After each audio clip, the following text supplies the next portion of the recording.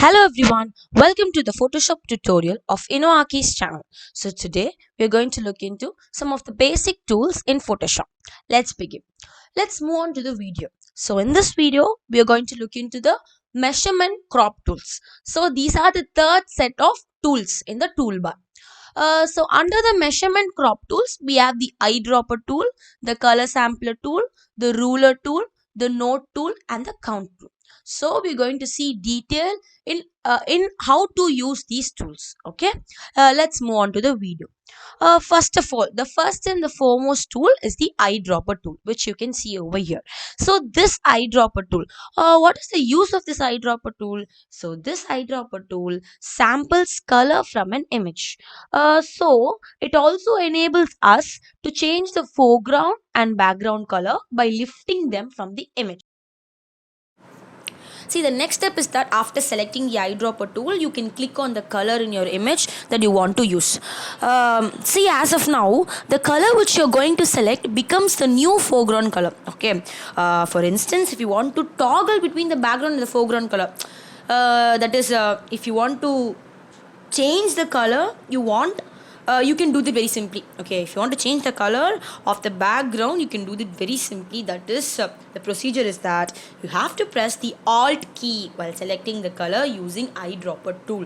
While pressing the Alt key, if you're going to select a color, that color becomes your background color and not your foreground color. Got it? That is, it will become your background color. Fine. That is only when you select by parallelly pressing the Alt key, the background color changes. Fine? Can you get it? Okay, fine. Finally, this is the use of the eyedropper tool. So moving on to the next tool. The next tool is the color sampler tool. So to select the color sampler tool, we have to right click on the eyedropper tool on the tool palette. Drop down menu will appear and then in that you have to select the color sampler tool from the menu. And then click the color you want to measure. See, when you click the color you want to measure, a targeted icon appears on the image. Which you can see over here, a targeted an icon like thing appears on the image. So this Photoshop opens the information panel automatically and shows you the numeric value for that color. So if you want to do this, repeat this step for multiple number of colors, you can repeat the same to achieve the numeric value for many samples. Okay, so the point which you can see over here, that is the targeted icon which appears, this targeted icon, it is with the color sampler tool. You drag the targets to sample new areas of your image. If you want, you can drag these samples to a new place where it gives you the value of that color. Or you can keep this sample, that is this icon over here, and you can move on to a new icon by selecting a new one, by clicking on a new one. Okay, so you can also delete a target by clicking Alt. By pressing Alt, if you delete the icon, it will be deleted. So moving on to the next tool. The next tool is the ruler tool. So what is the use of the ruler tool? This ruler tool measures distances and angles in an image. So as you can see over here, the ruler tool helps you position images or elements precisely. Okay, that is the main use of this tool, is that it helps us to calculate the distance between any 2 points in the workspace. So for example, to show an example for you, I am going to calculate the distance between these two texts.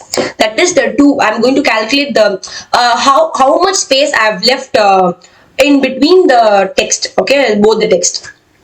So let's do it. So I'm measuring the length.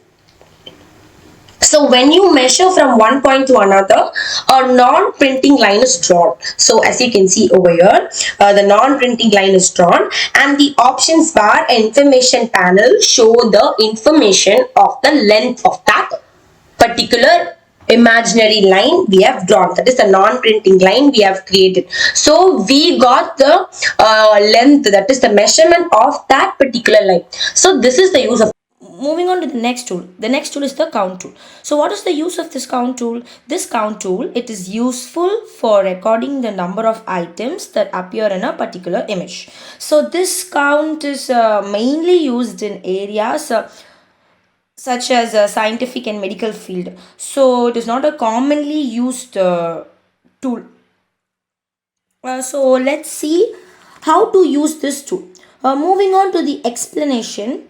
For example, we'll calculate the number of items present in this image. So you can give a number for the image, that is the objects in the image, like 1, 2, 3. You can also change the color of the number, the size of the number, the marker point, okay, and you can also give as many number you want. So this is the use of count tool. Moving on to the next tool, the finer tool and the measurement tool, okay, it is the note tool. So let's see how to use this tool. It is available in the toolbar. When you give a right click on the eyedropper toolbar, you'll be able to get it. So in this ops on bar at the top, add your name to the author field and choose for the note.